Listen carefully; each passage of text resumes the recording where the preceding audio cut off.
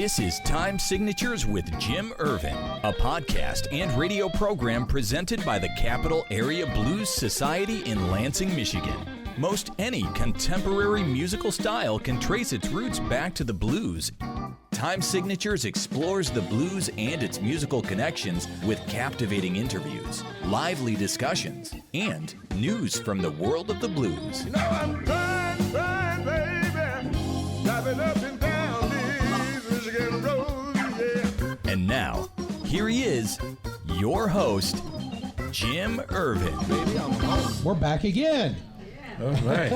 All right. We want to welcome you to Time Signatures. I am Jim Ervin. This is going to be a two-parter with Freddie Cunningham and James L. Williams, founders of the Root Doctor Band. And, of course, the lovely and talented Marge Mooney. Glad to have her here. She's got her cowbell. I do. And maybe we'll get her to play it on the outro or something. I don't have any music, but, we'll figure something out. So I just want to get back into it. And since this is part two of our interview with you guys, talking about your 32 years that you blessed the greater Lansing area and the music world itself with the Root Doctor Band. One of my biggest thrills was being there for your final show. I was aboard the Michigan Princess. Oh. And Freddie, I have to ask you something, man. Your signature closing song, drawing a blank. Soulshine? Soulshine. Thank you. I absolutely love that, that was like the way that you closed out just about every concert I've ever seen you play, including at the Blues Fest, on the Michigan Princess. It's one of my favorite songs you guys do. Well, thank you. Warren Haynes wrote the song, and I heard Larry McCray do it for the first time. Oh wow! Yeah, Larry McCray's how I got familiar with it too. Yeah.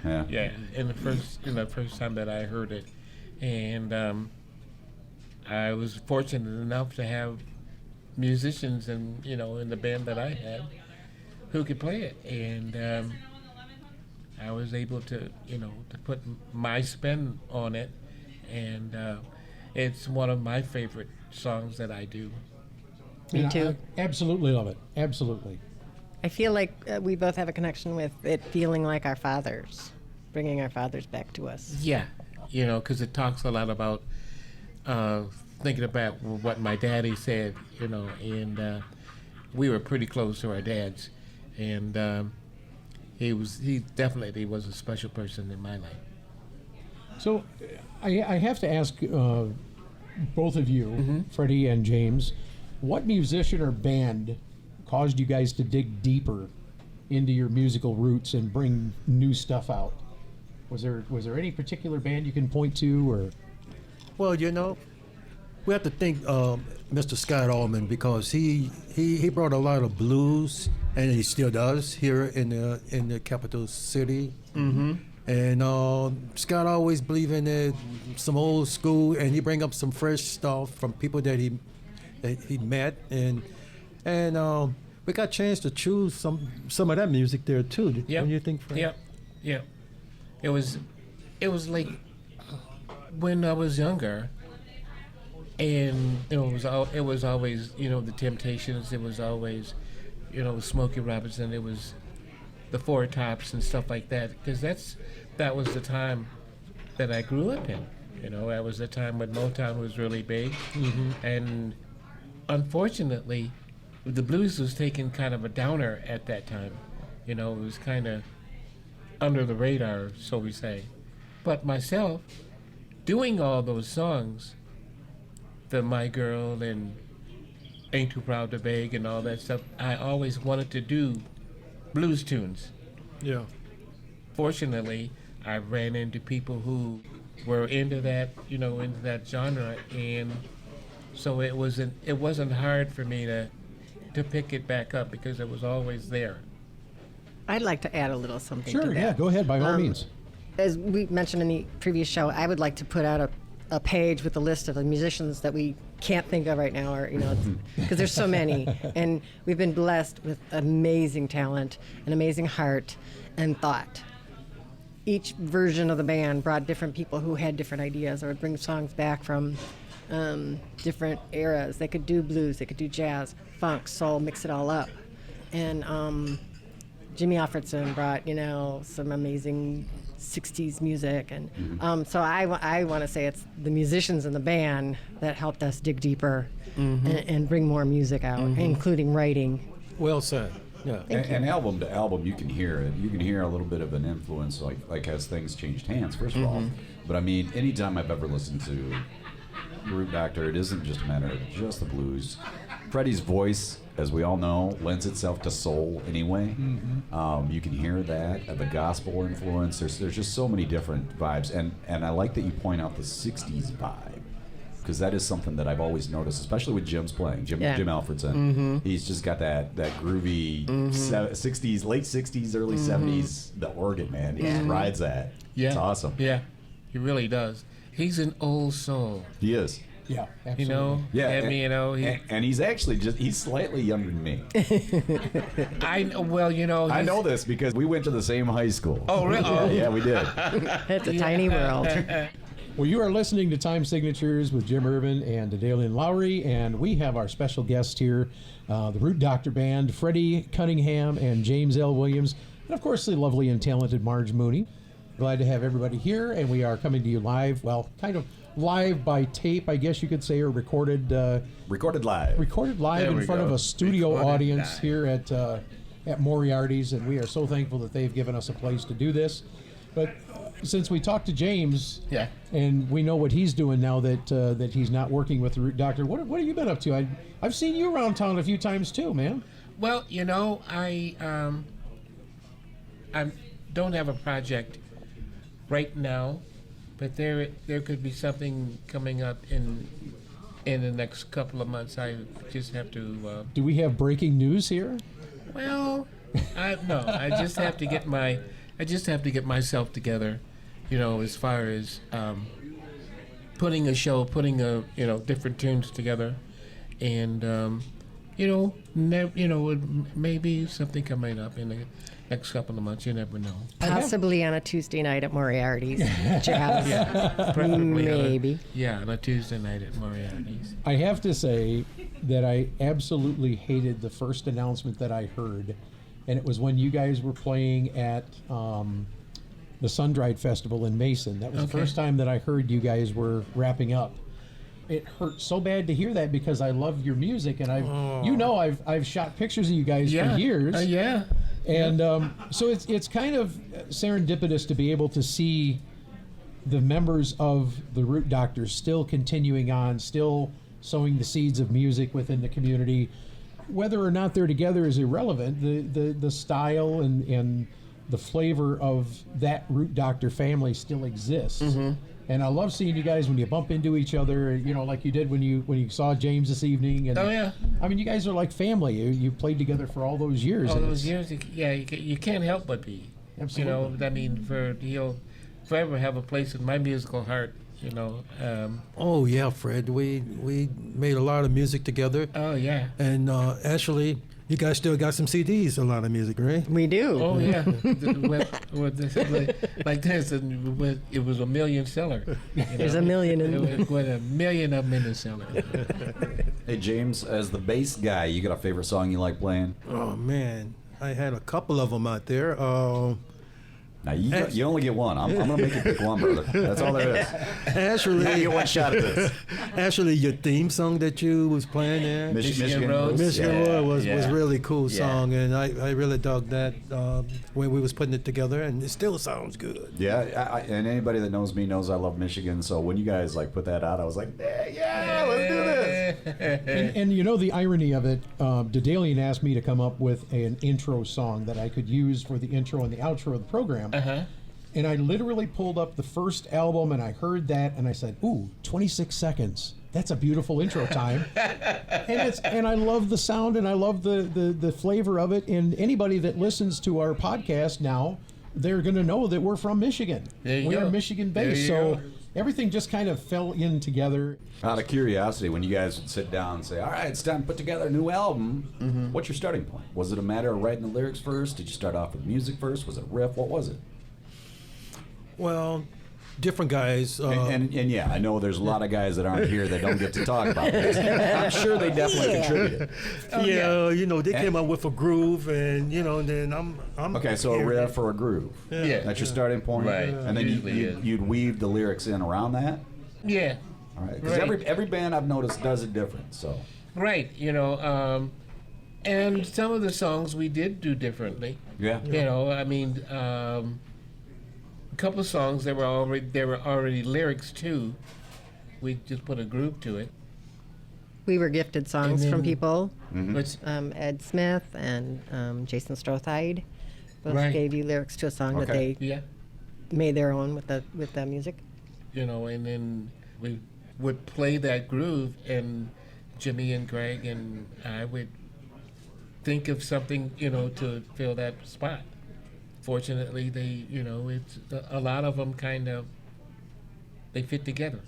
That always comes back to having just the right combination of dudes Right. in a band. That's the way it works. is. it's It is. chemistry for sure. Yeah. It is. Oh, yeah. It is chemistry, right? To coin a phrase. So typically the lyrics over the years, though, they've been contributed by different members of the band, or was it Yeah. always okay? All right. Yeah, right. Because I've written a couple. And that's the thing is, would you consider yourself a poet without no. knowing it? I know it, and I ain't no poet. Yeah. There it is.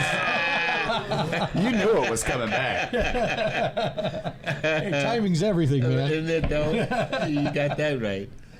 No, but I was able to put a few things together, and Jimmy and Greg and James and Scory and Lisa. and Mike and Bill Oh, Malone yeah. and and different people were. So many names that we can't remember. Yeah, exactly. And we love you all. Exactly, Yes. and we do love you all. Because they were such a big contribution. Yeah. Yeah. I think the Root Doctor sound also was coming from Fred and I. First, the consistency over the years, the Root and the lead vocals was there.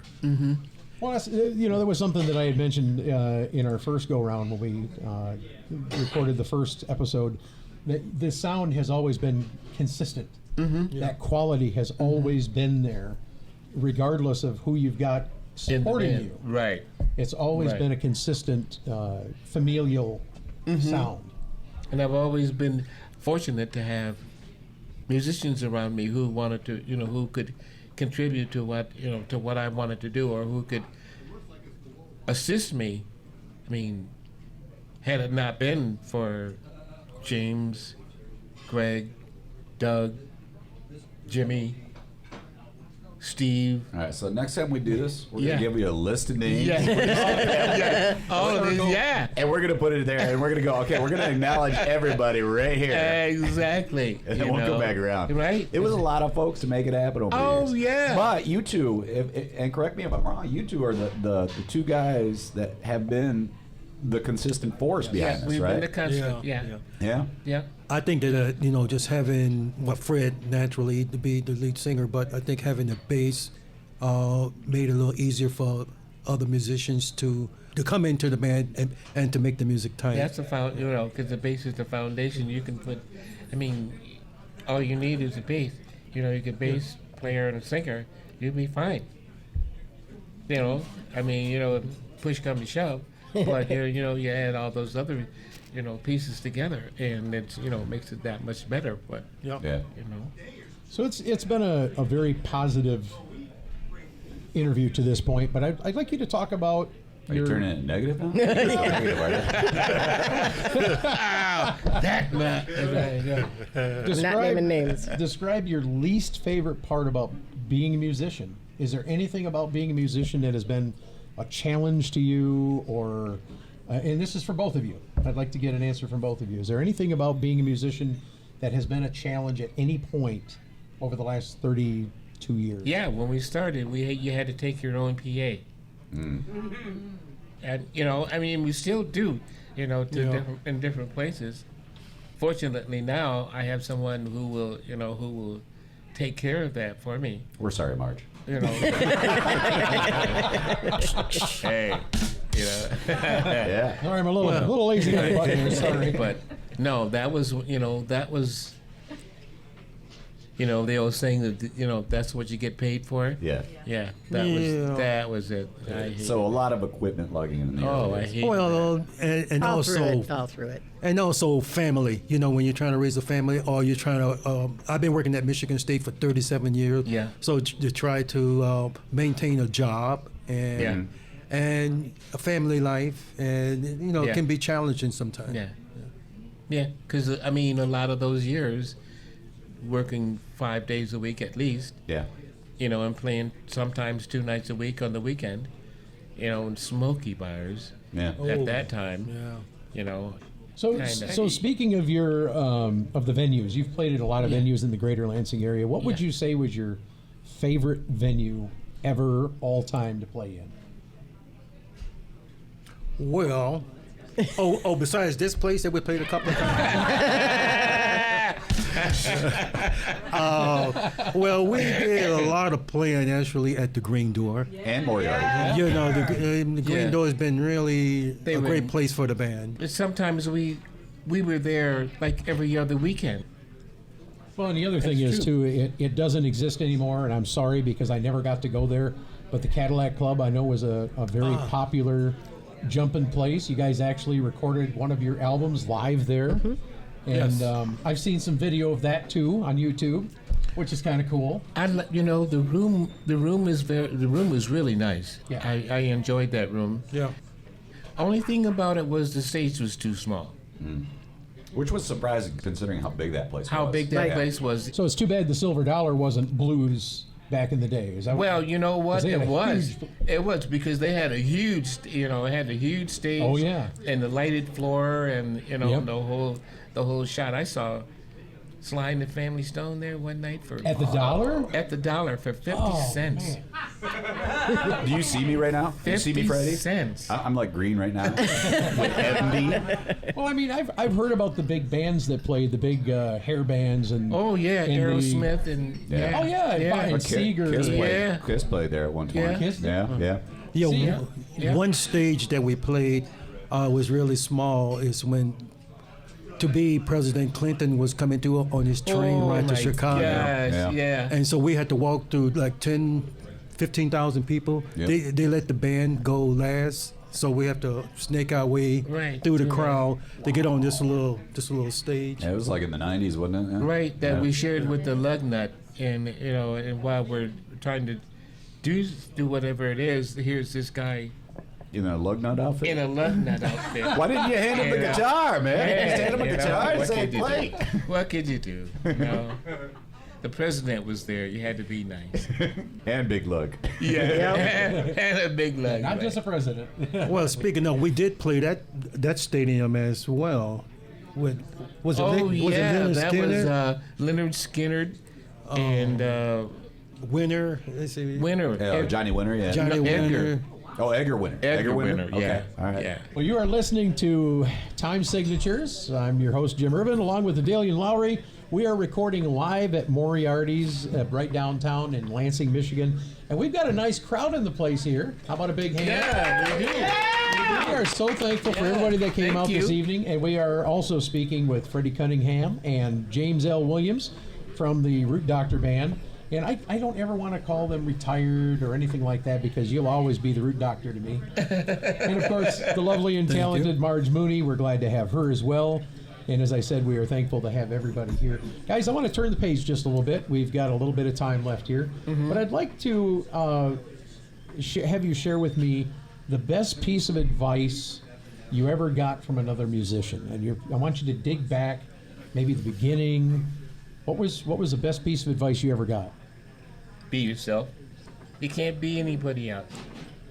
You know, Yeah, play it. Because everybody else is already taken. they're right. They are. Yeah, play it how you feel. Play it from the heart. Yeah. Yeah. Going back to, I got to share something with you guys. About a week and a half ago, we went to a fundraiser for the Ukrainian children, and Larry McRae was there. Unbeknownst to me, Larry had recently lost his son back in Right. November. Right. I saw And that. I didn't know this previously, but I brought my son with me. Uh-huh. And I always wanted him to hear the Root Doctor Band, which he's not done yet, So you're going to have to do a reunion. Yeah. Okay. And, I've and been also, thinking about that. And also, I would love that. And also to hear Larry McRae. And when I introduced him to Larry, I had told him that my son plays guitar just a little bit. And Larry was genuinely interested in my son. And he said, you know, man, he says, if I'm ever in the area playing, he says, you get to the point where you want to play, we'll have to get together and pick some strings. He says, but let me tell you, he said, play for yourself first. Yeah. And when you're ready to share it with the world, Right. the opportunity will present itself. And I will. thought, I looked at my son, I'm like, do you know what just happened? The guy's legendary. I mean, Larry McRae, much like yourselves, I mean, you guys are blues in the greater Lansing area. And, you know, Larry played here for many years, played blues on the square. I think you guys did too. Yeah. So the familial aspect of the blues in this area, I think, is probably one of the most exciting things that I've ever been a part of. I have always been amazed at the amount of talent and the level of the talent in this little town. When you think about Lansing as a metropolitan area, it's not that big. Now you're talking, what, 200,000 if you include East If Lansing? you include yeah. East, you know, Colton, I don't know, we might have to go out as far as Poamo. You know, but They're giving me kudos out here for being good on the button now. the level, you know, the amount of talent and the level of talent, you know, I have always been amazed by it. You know, I mean, good rock and roll players, good blues players, Yeah. in this town. You know? Oh yeah, definitely so. You know, we used A to lot of play. great, a lot of great jazz musicians Jazz. too. Oh, yeah. Yes. Do not Yeah, let this do down. not, It's do not. really good stuff. Yes. Got MSU so close, Yeah. full exactly, of music. Yeah. Right. James, you were saying? No, I was just going to say we used to play Grand Rapids a lot, and it seemed like Lansing should be more musical at that time, you know. And so, why don't they have more music over here in Lansing like they do in Grand Rapids? And eventually, I think that Lansing caught up and has been doing a great job over the years. Yeah, it's definitely, like I said earlier, it's definitely on a resurgence, or Yeah. you know, it's Yeah. growing again. People Yeah. are getting excited. Right. I think, was it Jim Alfredson that put the post up that was inviting people to come? He had a space where you could come and practice and Right. different things. I mean, Right. that's where this stuff happens. Yep. It's a big mixing bowl where you get to put people together, and that's one of the things that's always blown my mind since I've been in the Lansing area and been involved with Capital Area Blues Society. And I'm incredibly honored to be a part of that board and working with that organization. We've got some wonderful people there. But it's amazing to me when you look at people like Mike Lynch. Yeah. Every time I turn around, Mike Lynch is playing with somebody. Yeah. You know, Yeah. and there's a reason for that. It's not just Mike, but he's one example that pops into my head. Right. Mocha's another one. Mocha's Right. another one. 3 or 4 different bands. I mean, it's the level of quality that these musicians in the greater Lansing area have Yep. that you don't find everywhere. Nope. It's like it's indigenous to this area, and it's organic, and it's a wonderful thing to have. And there's a generous spirit with the musicians too. Very much so. I love that. So, what I wanted to find out is, I know that Freddie he's always been a hard worker with the band, but I'm going to ask Freddie first, and then I'm going to ask James, and we'll see if he corrects him at all. Okay. So, Freddie, how would your previous bandmates describe you as a member of the Root Doctor? A friend first. First of all, I've always treated the band members equally. I mean, we always, as far as the money was concerned, everybody got paid the same. There wasn't any extra $100 for me because I'm the lead singer. No, there wasn't any of that. Everybody got the same amount of money, and I wanted to make sure right off the bat that happened, because that is one of the things that will destroy your band, as quick as anything else. Ego. Yeah. Yeah. Right? You know, Definitely and so. you know, letting everybody know that everybody is on the same level. Nobody is more important than anybody else. James? Well, I think that's what held us all together for all these years. Right. You know, just having that equal pay. And so are you talking about what the bandmates thought of me or Fred? I just wonder about Fred. Oh, What do you think about Freddie? See, Fred? Now we're getting down to it. Easy out there. James, I was seriously waiting for you to come in and say, "Oh, by the way, you owe me $100." Remember that last gig we played? Where's the $100? No, we're not gonna open up no cans of worms. You know, we all have our moments, and you know, Fred and I danced around a few things over the years, but we still managed to pull forward in a positive way. I think of just being a strong vocalist. It was quite important for the Root Doctor band, and I'm trying to be a strong bass player behind him. And so, what was that question again? You did fine. But you know, the funny thing is, you kind of hinted towards it right there. But I don't know how many bands I have talked to where they have described kind of what you were hinting at right there, and that is, band is almost like being in a marriage. It is, you know. I mean, what are you gonna do? I mean, because you're gonna bump heads with anywhere you go. Yeah. You know, so you're gonna quit this band because you didn't, you know, because you had a little spat, or you're gonna quit. You know, you're gonna go. Well, you're gonna meet the same thing at another band. You're gonna have a spat about something else. So, I mean, you know, are you gonna work through that, or are you gonna just keep going from place to place? Absolutely. Well, we want to thank both of you for being here this evening. We enjoyed being here. I really did. Thank you. Thanks for having us. Freddie Cunningham, James L. Williams. Yes. The lovely and talented Marge Mooney, who is That's going to play me. the cowbell here for us in just a couple of minutes. I'm telling you, she's going to play it during the outro. We're going to leave her mic up so that she can play it for us. We thank you both for being here. Actually, all three of you for being here. Thank you. And Yes. Daedalian, thank you so much for being here on the maiden voyage. Hey, happy to be there, man. This has been a good time, and I think we've got a lot more good stuff in the future coming up. As everybody knows, most music can trace its roots back in some way, form, or fashion to the blues, and that's one of the things that we want to highlight with this podcast. Have a good night. Thank you so much for being here. Big hand for you.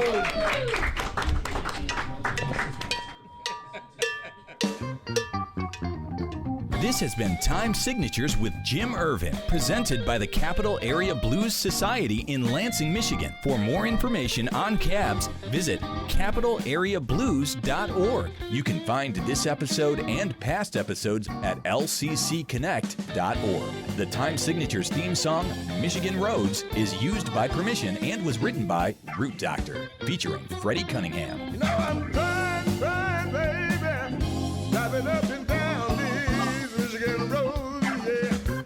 Until next time, keep on keeping the blues alive.